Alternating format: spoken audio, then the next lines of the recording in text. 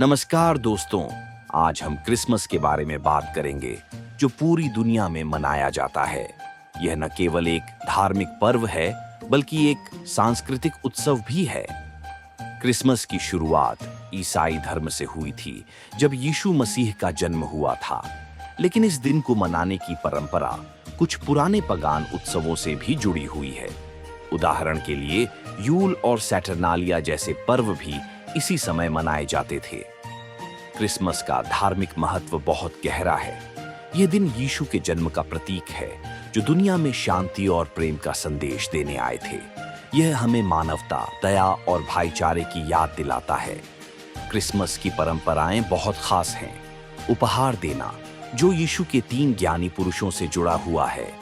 Christmas tree, सजावट और खास तौर पर सेंटा क्लॉज का आना, ये सब हमें इस दिन के उत्सव की महिमा का एहसास कराते हैं। क्रिसमस को हर देश में अलग अलग तरीके से मनाया जाता है। कुछ देशों में मध्य रात्रि का मास होता है तो कुछ जगहों पर क्रिसमस के खाने और पारंपरिक गीतों का महत्व है। आजकल क्रिसमस एक वाणिज्यिक उत्सव बन चुका है जहां उपहारों का आदान प्रदान और शॉपिंग का भी बहुत महत्व है। हालांकि इसने अपनी धार्मिक और सांस्कृतिक पहचान बनाए रखी है। क्रिसमस न केवल एक धार्मिक पर्व है बल्कि यह हमें एकजुट होने, प्यार और शांति का संदेश देता है। क्रिसमस की शुरुआत और ईसा मसीह का जन्म। बहुत समय पहले नासरत नाम के एक छोटे से गांव में मरियम नाम की एक युवती रहती थी। वह यूसुफ नाम के एक बढ़ई से सगाई कर चुकी थी। एक दिन स्वर्गदूत गैब्रियल मरियम के पास आए और बताया कि भगवान ने उसे चुना है कि वह एक पुत्र को जन्म दे। इस बच्चे का नाम यीशु रखा जाएगा और वह संसार का उद्धारकर्ता होगा। मरियम डर और असमंजस में थी, लेकिन उसने भगवान की योजना पर विश्वास किया। अगले दिन उसने यूसुफ से कहा। उसे मैरी की कहानी पर यकीन नहीं हुआ। वह उलझन में था और दुखी था।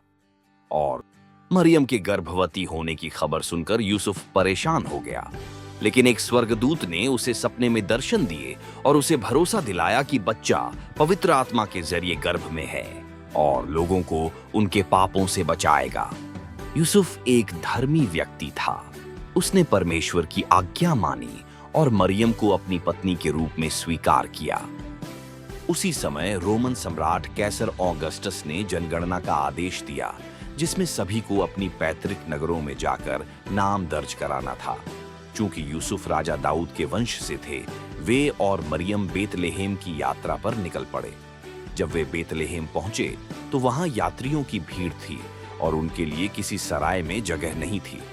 अंततः मरियम और यूसुफ को एक साधारण अस्तबल में शरण मिली।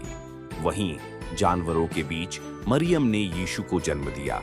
उसने उसे कपड़े में लपेटा और एक नांद जानवरों के चारा खाने की जगह में लिटा दिया।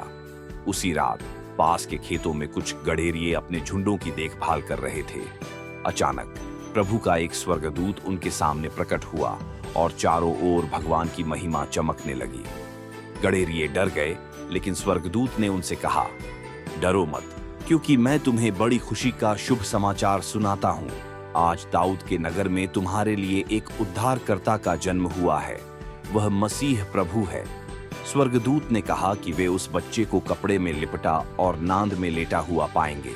तभी स्वर्ग के अन्य स्वर्गदूतों का समूह प्रकट हुआ जो गा रहे थे, सर्वोच्च परमेश्वर की महिमा हो और पृथ्वी पर शांति हो उनके लिए जिन पर उसका अनुग्रह है।